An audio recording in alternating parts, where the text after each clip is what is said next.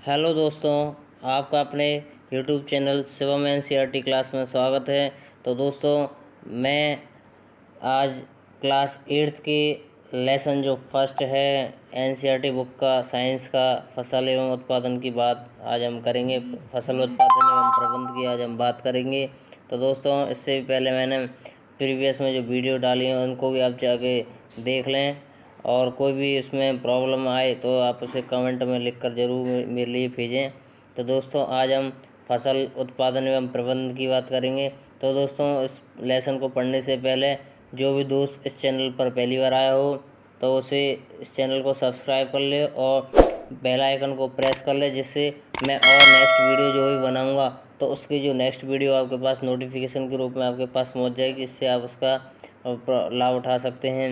तो आगे देखते हैं इस लेसन को हम किस प्रकार पढ़ेंगे। तो दोस्तों, फसल एवं जो उत्पादन का जो लेसन है इसमें हम देखते हैं कि हमारे जो देश में 135 करोड़ जो जनसंख्या निवास कर रही है हमारे देश में अप्रोक्सीमेट। तो इनका जो भरण पोषण होता है, इनके लिए किस प्रकार हम भोजन उपलब्ध कराया जाता है, उनका प्रबंधन कैसे होता है, और वह जो भोजन है किस प्रकार वितरण किया जाता है, तो इसके बारे में हम इस लेसन में अध्ययन करेंगे। और फसल कितने प्रकार की होती है, वह कब बोई जाती है, उसे कब काटा जाता है, किस ऋतु के अनुसार ये फसल उगाई जाती हैं, ये सारी चीज़ें को हम इसमें लेसन में समझाएंगे। तो दोस्तों, अब आप पाठ पे आ जाते हैं और इसको समझते हैं। तो दोस्तों, इसमें सबसे जो पहले जो बात आती है कृषि पद्धति को देखते हैं। दोस्तों, इसमें ये वाली लाइन आई है अपने दोस्तों, फसल जब एक ही किस्म के पौधे किसी स्थान पर बड़े पैमाने पर उगाए जाते हैं तो उसे फसल कहते हैं। उदाहरण के लिए गेहूं की फसल का अर्थ कि खेत में उगाए जाने वाले सभी पौधे गेहूं के ही हैं। तो दोस्तों, इसको हम फसल को इसकी परिभाषा को हम इस प्रकार समझ सकते हैं, जब एक ही किस्म के पौधे किसी स्थान पर बड़े पैमाने पर उगाए जाते हैं। तो दोस्तों, आप जानते हैं कि जो आपकी गेहूं की जो फसल होती है वह एक बड़े ही क्षेत्र में उगाए जाते हैं, और उसके सारे जो किस्में होते हैं उनके ओनली वह गेहूं के ही उसमें बीज डाले जाते हैं, गेहूं के पौधे उगते हैं। तो दोस्तों, वह एक ही किस्म के पौधे होते हैं और किसी स्थान पर बड़े पैमाने पर उगाए जाते हैं, उसे फसल कहते हैं। उदाहरण के लिए गेहूं की फसल है, सरसों की फसल इत्यादि। तो आगे की ओर देखते हैं। जो ये फसल है दोस्तों, ये जो फसल हैं, एक तो आपकी खरीफ फसल होती है, रबी फसल है, और एक जायद फसल होती है। दोस्तों, वो कहाँ गई इसमें,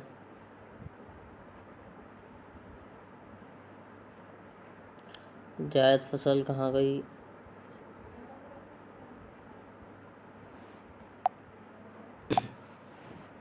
तो दोस्तों, इस जो आपका जो ये लेसन है इसमें जैसे कि आप बात करते हैं, भारत एक विशाल देश है। यहाँ ताप, आर्द्रता और वर्षा जैसे जलवायु परिस्थिति एक क्षेत्र से दूसरे क्षेत्र में भिन्न हैं। अतः देश के विभिन्न भागों में विविध प्रकार की फसलें उगाई जाती हैं।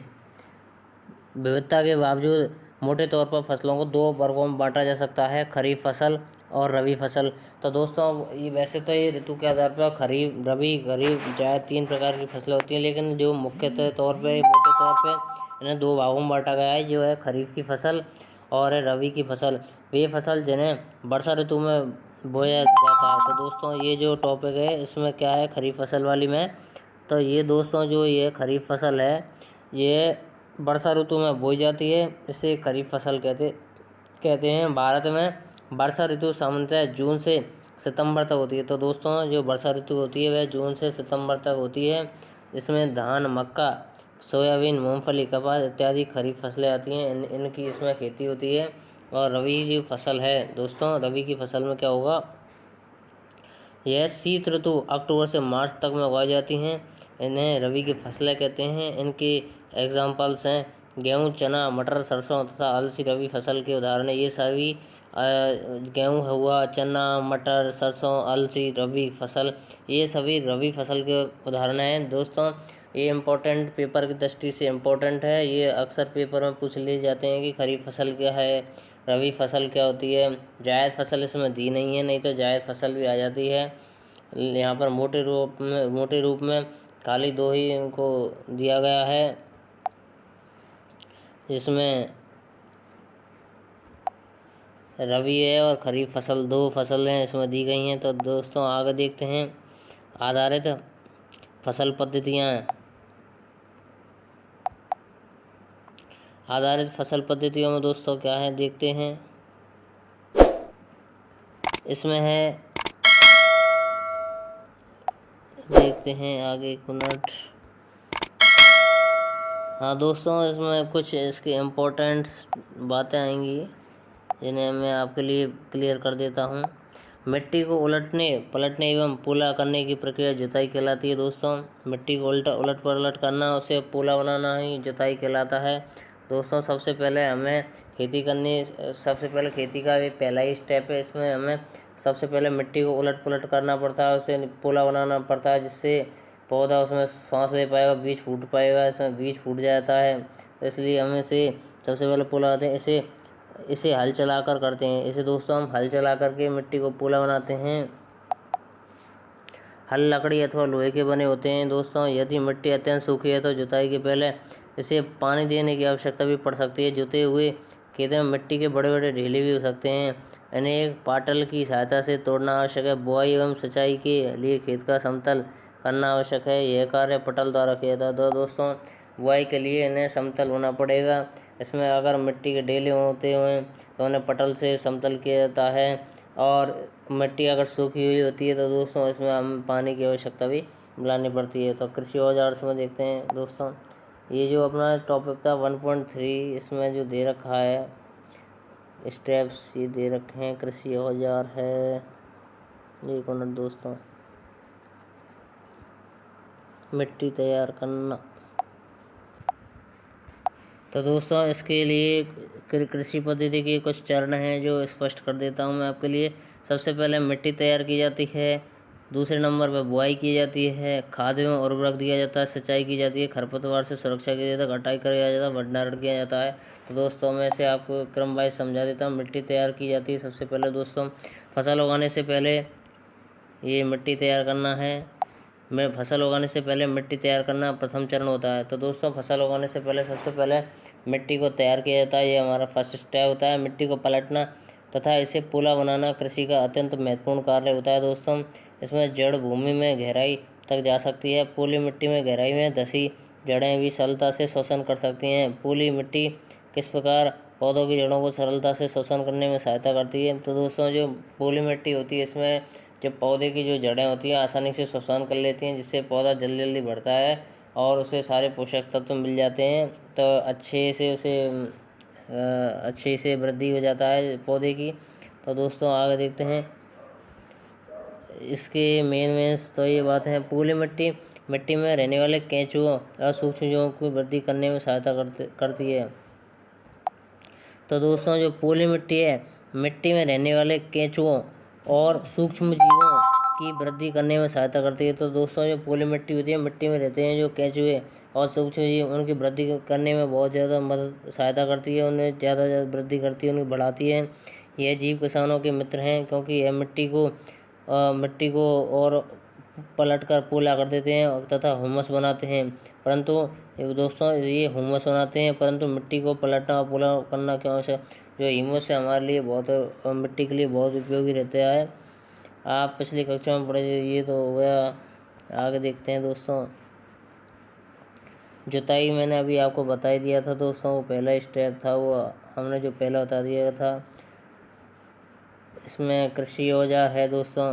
कृषि औजार में आप जैसा कि जानते हैं, कृषि औजार में कृषि उपज के लिए बुआई से पहले मिट्टी को भुरभुरा करना आवश्यक होता है। दोस्तों यह कार्य अनेक औजारों से किया जाता है। इसके लिए हम दोस्तों हल, कुदाली, कल्टीवेटर इस कार्य में उपयोग किए जाते हैं। तो देखते हैं आगे हल जैसा कि आप दोस्तों इनको आप ज़्यादातर सभी जानते हैं, ग्रामीण इलाके वाले भी अक्सर वो तो जानते हैं। जो शहरी बच्चे हैं उन्होंने भी ये सारी चीज़ देख भी रखी होंगी और चित्रों में तो निश्चय रूप से देखी होगी। जैसा कि इस चित्र में आपको दिखा रखा है कि एक किसान जिसके पास 2 बैल हैं, एक हल है, उसके द्वारा वह खेत को जोत रहा है।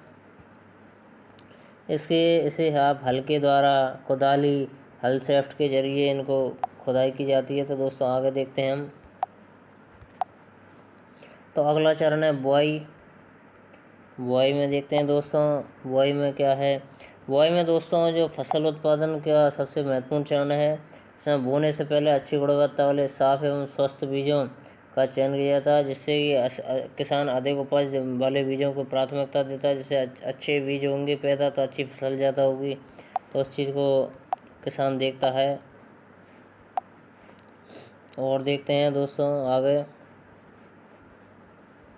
खाद एवं उर्वरक मिलाना, ये भी बहुत ज़्यादा इम्पोर्टेंट कार्य है कृषि के लिए। खाद एवं उर्वरक मिलाना, इसमें ये पदार्थ जिन्हें मिट्टी में पोषक स्तर बनाए रखने के लिए मिलाया जाता है। तो दोस्तों ये मिट्टी में पोषक स्तर होते हैं, जो उनका जो स्तर होता है, न्यूट्रिएंट्स जो इसमें अच्छे वाले न्यूट्रिएंट्स होते हैं उसे बनाए रखने में मदद करते हैं, उन्हें खाद एवं उर्वरक कहते हैं। तो दोस्तों इसे भी आप देख लेना, मैं आपको और समझा दूंगा। तो दोस्तों खाद एवं कार्बनिक पदार्थ है, तो इसे देखें आप। यहाँ से दोबारा दिखाता हूँ मैं आपको। खाद एवं कार्बनिक जैविक पदार्थ है। जो दोस्तों ये खाद है, ये कार्बनिक जैविक पदार्थ है जो कि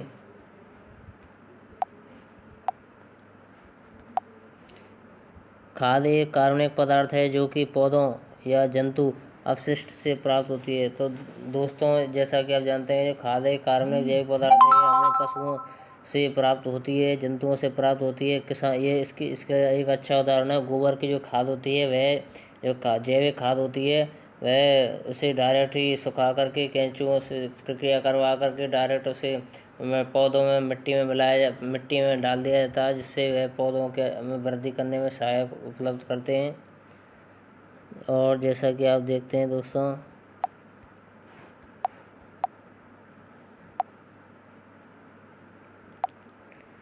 वर्मी कंपोस्ट जो इसमें दे रखा है तथा इसका अपघटन होने के लिए खुले में छोड़ देते हैं। अपघटन कुछ सूक्ष्म जीवों के द्वारा किया जाता है। जैसा कि आप जानते हैं, इसमें अपघटन है कुछ सूक्ष्म जीवों के द्वारा किया जाता है। अपघटित पदार्थ खाद के रूप में उपयोग किया जाता है। आप कक्षा 6 में वर्मी कंपोस्टिंग केंचुए द्वारा खाद तैयार करने में विषय में पढ़ चुके हैं। तो दोस्तों वर्मी कंपोस्ट में केंचुओं के द्वारा बनाई जाती है, जो आप इसे पहले से ही जानते हैं और इसे आप पिछली वाली कक्षाओं में देखकर और अच्छे तरीके से समझ सकते हैं। इसमें आपको एक अंतर दिया गया है, खाद एवं उर्वरक में अंतर। ये बहुत ही ज़्यादा इम्पोर्टेंट है, सभी पेपर की दृष्टि से बहुत ज़्यादा इम्पोर्टेंट क्वेश्चन है दोस्तों।